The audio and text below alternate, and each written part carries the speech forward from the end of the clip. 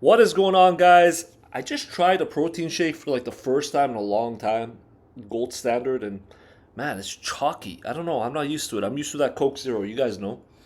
Also, before we kind of talk about these MMA awards, I want to wish everyone out there a happy holidays. It's almost Christmas Eve. Then we got Christmas. Then we got the New Year's. And if you don't even celebrate this stuff, if you're from a different region, still I want to wish you the happiest times and wish you guys good luck. And the support I've been getting with this channel is just amazing.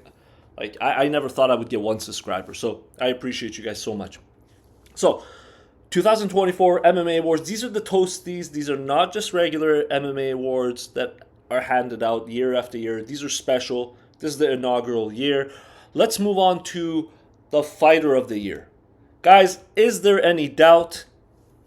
Alex Poatan Pereira, 3 finishes, defending his title in 2024, took the soul of Hill and, just mentally, he just, mentally ruined Hill. I don't think Hill recovers mentally. Physically, he will recover. Mentally, he will not. Yuri Prochazka, still the man, but Poatan did his thing on him. And Killer Roundtree is an absolute beast, and he deserves everyone's respect for that performance. But we saw it. Like, Poatan he's just a different level than these guys.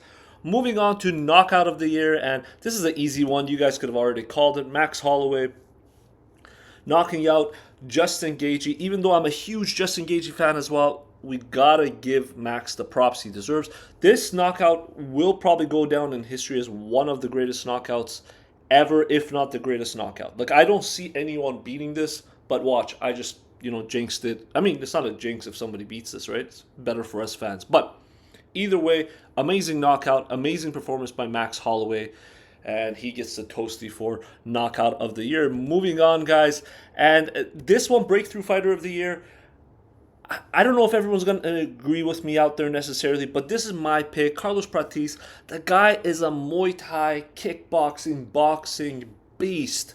I don't know what these Brazilians are drinking, but whatever it is, I want some of it. Because, like, sometimes I shadow box when I'm watching the UFC event, and I just feel like a retard.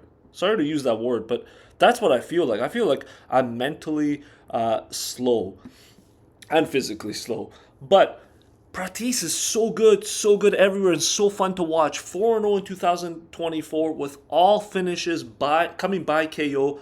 Trevin Giles, Charles Aredic, I have no idea who that is, but he beat the Leech and Neil Magny. I know those aren't the stiffest level of competition, but he's finishing everyone that's, being put in front of him.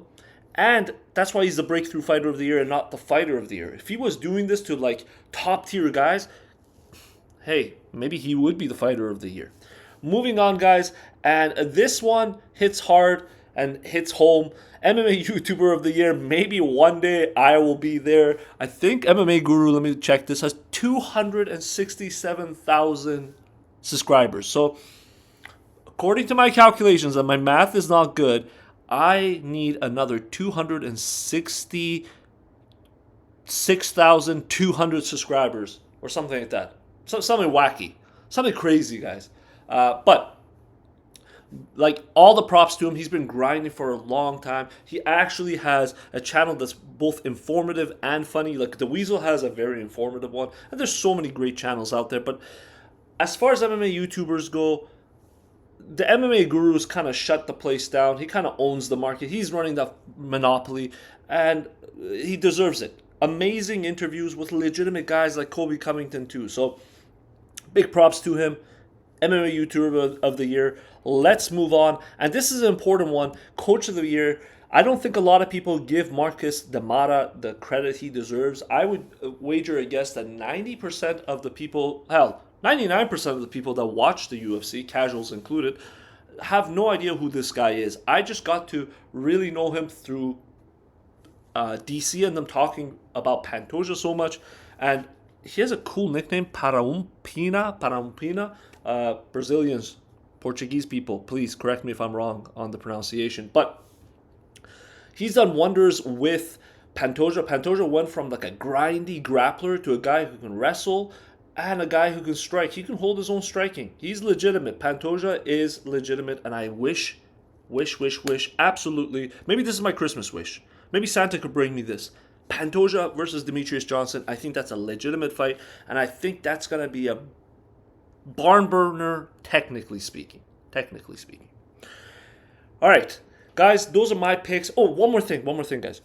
Hamza Chimaev had the craziest fight as far as sequences, in my opinion, against Bobby Knuckles.